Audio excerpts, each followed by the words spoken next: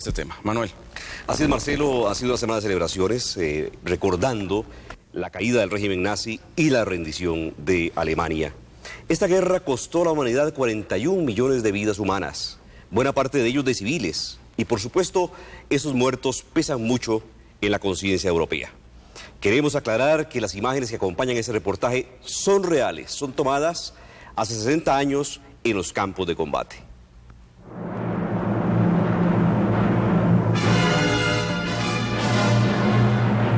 En 1933, Hitler toma el poder en una Alemania sumida en la crisis.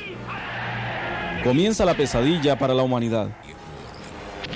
En 1936 se desata la Guerra Civil Española, un experimento para Hitler que dejó como consecuencia 40 años de dictadura franquista.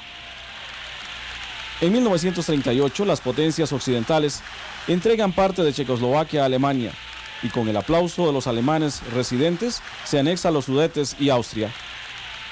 Un poderoso imperio se consolida en el centro de Europa. Un año más tarde, Hitler se apodera de Polonia y casi todo el occidente del continente europeo. Y en julio de 1941 inicia la invasión a la Unión Soviética. En primer lugar, hay que definir a la Segunda Guerra Mundial como el evento climático más importante de todos los tiempos. Es sin duda el momento en que las fuerzas más grandes que hayan acumulado la humanidad, tanto materiales como humanas, se enfrentan en diferentes teatros de batalla, pero se enfrentan ideológicamente, se enfrentan económicamente, se enfrentan por supuesto militarmente. Es la única guerra realmente que podemos llamar mundial. Ese año de 1941 la situación europea es crítica. Por el oeste, Hitler domina hasta el norte de Francia, aunque en la parte sur de ese país existe un gobierno aliado de los nazis. Por el este ha invadido la Unión Soviética y los países del este hasta las puertas de las tres principales ciudades rusas: Leningrado al norte, Moscú la capital al centro y Stalingrado al sur. Además, mantiene como aliados a Portugal, España, Italia y los países bálticos. Había, en efecto, en Oriente dos intereses muy importantes para Alemania. Uno era territorial y otro era el que tenía que ver con petróleo en el caso del Medio Oriente y comida en el caso de la Ucrania, ¿verdad? Esto ya se había puesto de manifiesto en la Primera Guerra Mundial. Acordémonos que Lenin tuvo que pactar en el Tratado de Brest-Litovsk con Alemania para ponerle fin a esa guerra y poder consolidar la Revolución Rusa. Estamos hablando aquí de 1917 a 1919, un periodo muy delicado de la historia rusa. Y en el caso de los territorios orientales, pues obviamente la provisión de petróleo, que era una cosa que ya para 1945 era central en las consideraciones del alto mando alemán. Pero en julio de 1943, el ejército soviético rompe el cerco alemán en la región de Kursk, en el más grande enfrentamiento de tanques de la historia. Esa batalla iba a cambiar el curso de la Segunda Guerra Mundial. A partir de entonces, y durante casi 2 años, el Ejército Rojo no iba a detener su ofensiva hasta la rendición de los nazis. El frente oriental era el frente más importante en toda la ideología nazi también, porque uno de los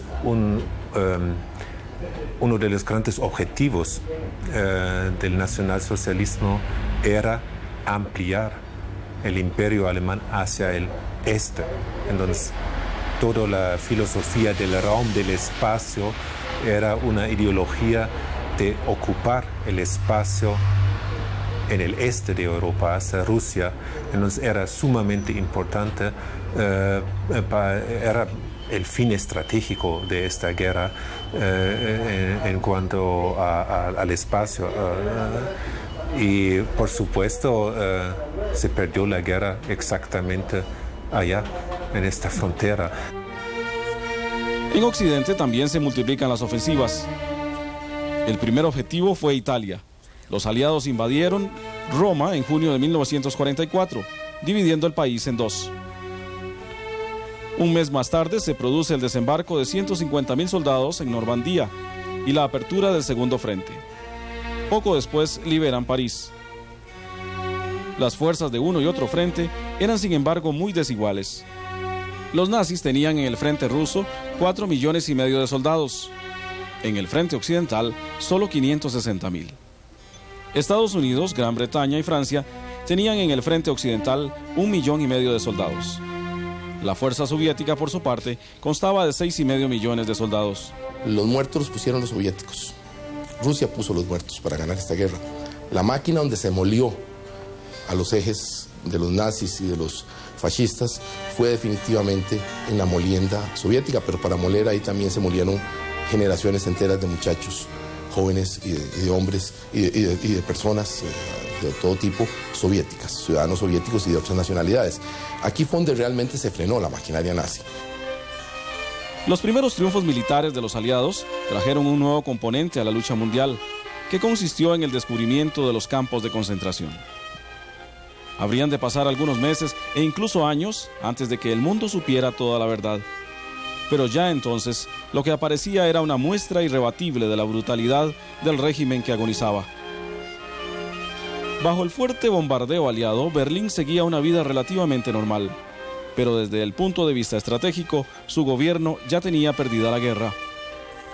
A comienzos de 1945, los aliados tenían clara su meta: tomar Alemania y su capital, Berlín. Los soviéticos están a pocos kilómetros de Berlín y siguen avanzando hacia Occidente. Los aliados occidentales, por su parte, pronto llegan al río Rin, destruyendo buena parte del parque industrial alemán. En enero, Hitler había convertido su capital en una fortaleza, con una triple defensa en un radio de 40 kilómetros. Contaba para ello con 1 millón de hombres, 10.000 piezas de artillería, 1.500 carros de guerra y 3.300 aviones. En los últimos días, incluso jóvenes, casi niños y ancianos, fueron llamados a filas. El 16 de abril, a las 5 de la mañana, las fuerzas soviéticas inician el asalto a Berlín, con un contingente de 2,5 millones de soldados. Tras 4 días de combate, los rusos rompen la resistencia alemana por el este, cruzando el río Spree al sur de la capital. Un día después, la resistencia alemana se rompe por el sur, pasando el río Oder, abriendo paso a las tropas por el flanco este. El 20 de abril, a la 1:30 de la tarde, comienza el asalto a la ciudad. Serían 10 días, una batalla en la que se peleó calle por calle, edificio por edificio, piso por piso. Para Hitler, era el comienzo del fin.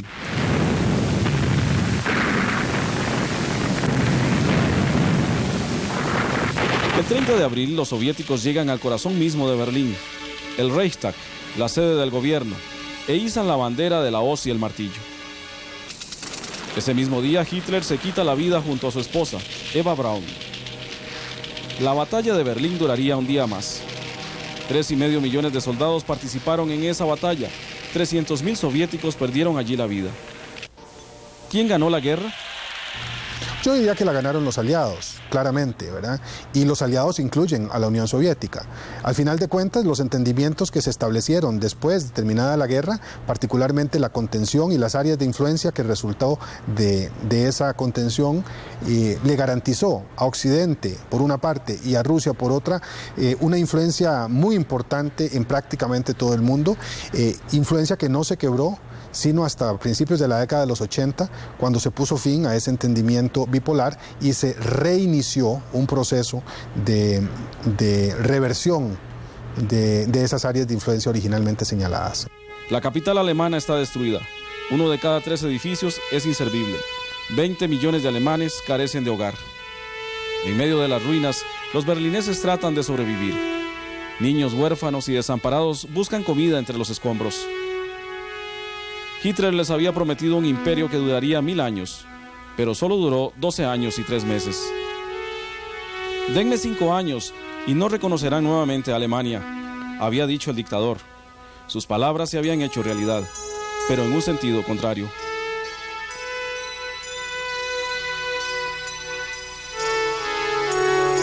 La Segunda Guerra Mundial fue un hachazo terrible en el corazón del ser humano, y sus secuelas aún no sanan del todo.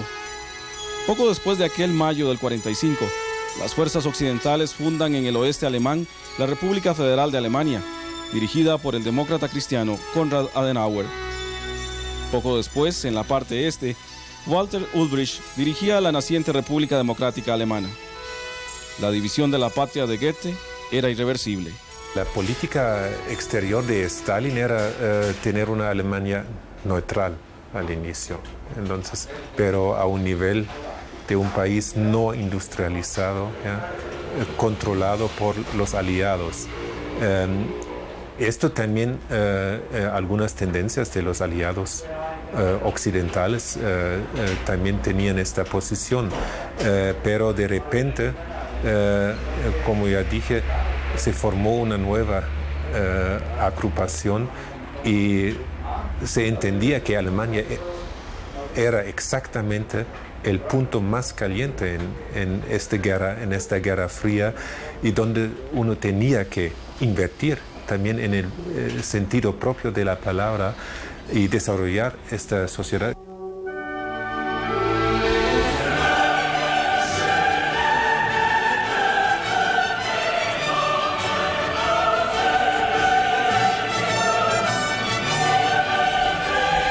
Hoy el mundo ha cambiado y Europa, teniendo en su corazón mismo a una Alemania unificada, lucha por abrir una historia de paz y de progreso.